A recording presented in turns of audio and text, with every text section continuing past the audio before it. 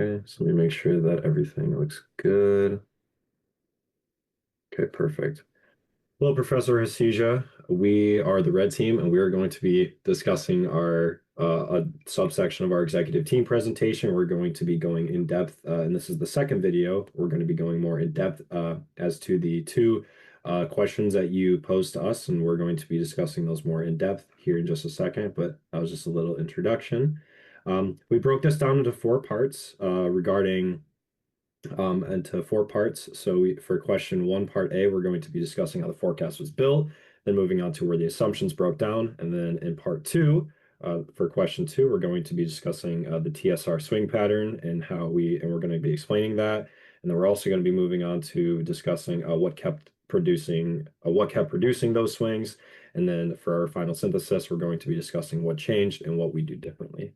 So for question one for part A, we're going to be discussing how we built the forecast and answering our forecast was $5.7 million in profit for round seven, but the actual profit was $7,633. And we're gonna walking you through how we built that forecast. So, I want to address it directly because it's the most glaring number in our entire simulation, a 99.9% miss in our own forecast, and it deserves a real answer. So I kind of want to walk you through how we built the $5.7 million projection and then where it fell apart. So going into round seven, we were operating under what our decision log describes as an integrated tariff and sustainability hedge. We had just watched contract manufacturing costs fall. The US-China tariff situation was at 25% in both directions, and Asia demand was still growing strongly. Our profit forecast of $5.7 million was built bottom up from three compounding assumptions. First, we assumed demand would grow between 8 and 15% across all markets, with Asia accelerating the fastest. Based on that, we projected strong unit volumes for Tech 2 in the USA and Asia, our two highest margin lines, and accepted near zero or zero sales in Europe, where we contributed margins had turned negatives, where contribution margins had turned negative. Second, we assumed that raising prices significantly, USA Tech 2 from $900 to $1,100, Asia Tech 2 from RMB 4,000 to 6,000, combined with a shift toward in-house production, would preserve gross margins, even as we reduced contract manufacturing alliance in some areas. And lastly, we assumed the 40% renewable energy investment, the wage reduction from 5K to 4K per month, and the sustainability training priorities would hold our personnel costs down while reinforcing brand positioning in Asia, giving us a cleaner cost structure going into the final rounds. And then multiplying those three together, strong volumes, higher prices, and lower costs, and a $5.7 million in profit is the number that comes out. On paper, it was defensible from kind of where our standpoint was. And I'm going to be switching it over to Joe Leithenhauser, and he's going to be discussing the second part of the question. All right, so for the breakdown, first on volume, the demand growth we expected in US and Asia didn't materialize at the level we projected. We assumed roughly 8 to 15% growth, but in reality, the market response to our price increase was more elastic than we modeled. When we raised US Tech 2 from 900 to 1100 and Asia Tech 2 from RMB 4,000 to 6,000, we expected our sustainability positioning to product features to absorb the increase, and they didn't, at least not fully. As a result, units sold came in well below our forecast. Second, on pricing power, we treated the tariff hedge as a justification to raise prices, but we raised prices at the same time. We shifted logistics towards full or local fulfillment, and doing both in the same round hurt us. We lost volume in regions we were not counting on most without getting the margin expansion we expected. Third, on cost structure, reducing wages from 5,000 to 4,000 and moving towards contract manufacturing were the right directional decisions. But the timing created a transition period where neither model was fully optimized. We were effectively between systems while still carrying the full fixed costs of our existing plant infrastructure. The core issue is that we built a forecast assuming three things would go right simultaneously, and all things went wrong in the same direction. Individual errors of 10 to 15% compounded into a 99.9% profit miss. What we should have done differently is stress test each assumption independently and model a downside case. We planned for everything to go right, but didn't ask what happens if volume comes in 20% below projections. And now I am going to be passing it on to Leo. All right. For question two, TSR, that went to 15.2% to 4.3 to 11.5 to 3.4.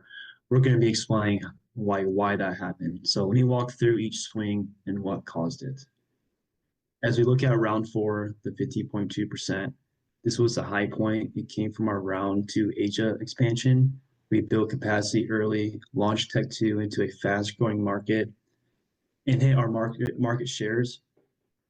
Profit and share price were both climbing, so TSR peaked. That was the payoff for investing early. As we look into round five, the 4.3%, this is where things broke. The $15 per handset tariff and the 10% jump in manufacturing costs hit us at the same time. We had just locked in four plans and added big personal costs, so we had no flexibility to handle it. Margins fell, profit dropped, and TSR followed. It happened because we overcommitted in round four without testing a downside scenario. As we look into round six, the 11.5%, the recovery, we saw the cost problem and adjusted. We pulled back from Europe, focused on Asia, and shifted to a tighter local fulfillment model. Profit came back, the TSR recovered with it. And then we go to round seven where everything went wrong, 3.4%, the second collapse. We raised prices too aggressively while cutting wages and changing logistics. The volume dropped worse than expected. Our 5.7 million forecast fell to only $7,633. TSR dropped again because all that came from bad assumption patterns. So to follow up more on the question, I'll bring it to Kyle. Yeah, so to go off of what Leo's saying there, for the pattern, the honest answer is that we had a recurring pattern of committing too many changes simultaneously in a single round and only modeling the upside of those changes. It happened in round four. We built four plants, committed personnel to two technologies, raised prices, and increased promotion all at once.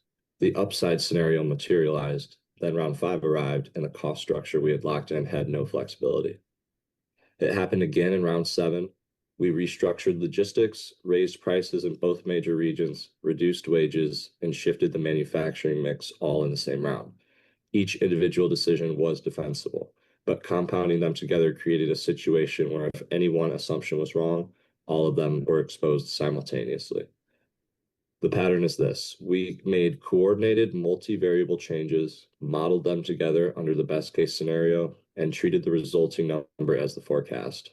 When the base case didn't hold, every variable moved against us at once, which is why our misses were so large. A second pattern was that we tended to recover well after a bad round. Round six after round five is the evidence of that. But the recovery gave us confidence to make another large coordinated bet in the following round. Round seven was a repeat of that cycle. We stabilized, felt confident, made a large multivariable commitment, and then got caught again.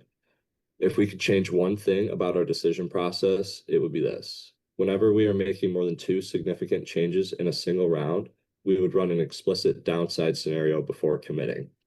Not just what happens if the assumptions hold, but what happens if volume comes in at 15% below projection, or if costs don't fall as expected, or if the tariff environment shifts. That single discipline would have prevented both the round five and round seven collapses.